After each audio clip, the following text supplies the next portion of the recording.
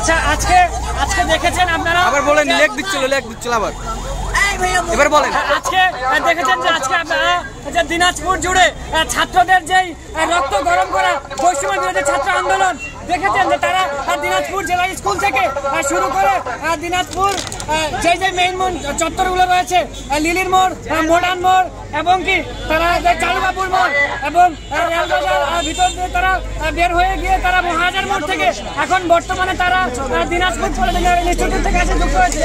আমরা একটু ভাইদের কাছ থেকে শুনবো যে আজকের যে আন্দোলন, এই কর্মসূচির বিষয়ে আপনি একটু বলবেন সকলের উদ্দেশ্যে এবং জনগণকে আপনারা কিভাবে সচেতন করতে চাচ্ছেন।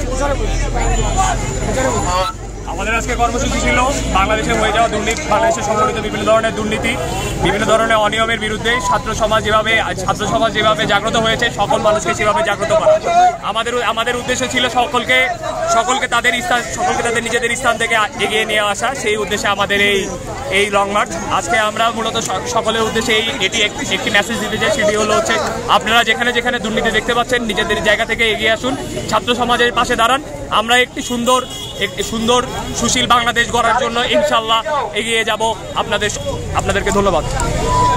আসলে ধন্যবাদ ভাইয়েরা, আসলে সেই সময় থেকে আসলে তারা স্লোগানে মুখরিত এই দিনাজপুর চত্বর। আজকে আমরা এখান থেকে শেষ করছি। যারা আমাদের চ্যানেলটি এখনো সাবস্ক্রাইব করেনি, সাবস্ক্রাইব করে দিন। আমরা অনেক কষ্ট করে আপনাদেরকে নিউজ দেওয়ার চেষ্টা করি। সকলে সুস্থ থাকবেন, নিরাপদ স্থানে থাকবেন এবং বৈষম্য বিরোধী ছাত্র আন্দোলনের পক্ষে থাকবেন। যেখানে অনিয়ম দেখতে পান, যেখানে নিউজ করার প্রয়োজন পড়বে, অবশ্যই আপনারা আমাদেরকে জানাবেন, আমরা অতিশয় সেখানে পৌঁছানোর চেষ্টা করব। আর যারা সচেতন থাকুন, সচেতন থাকার চেষ্টা করুন। কিছু বলতে চাচ্ছি?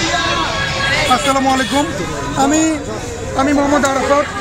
এই বৈষম্য বিরোধী ছাত্র আন্দোলন আলহামদুলিল্লাহ আমাদের সঠিকভাবে সম্পন্ন হয়েছে আজকের এই কর্মসূচি। আমি শুধু সারা বাংলাদেশের নাগরিকদের, সারা বাংলাদেশের জনগণকে একটি মেসেজ দিতে চাই।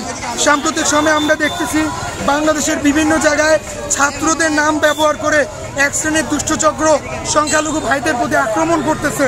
সংখ্যালঘু ভাই হিন্দু ভাইদের প্রতি তারা অন্যায় করতেছে, অত্যাচার করতেছে, হামলা করতেছে। আমি আপনাদেরকে কঠোরভাবে এই মেসেজটা দিতে চাই, আমাদের ছাত্র সমাজ কোনো ক্রমেই এই হামলার সাথে সম্পৃক্ত না। আমাদের নাম, আমাদের স্বাধীনতাকে কলুষিত করার জন্য এক শ্রেণীর দুষ্টচক্র তারাই ষড়যন্ত্র করতেছে। আমরা এই দুষ্টচক্রের বিরুদ্ধে কঠোরভাবে হুঁশিয়ারি এবং মেসেজ দিতে চাই।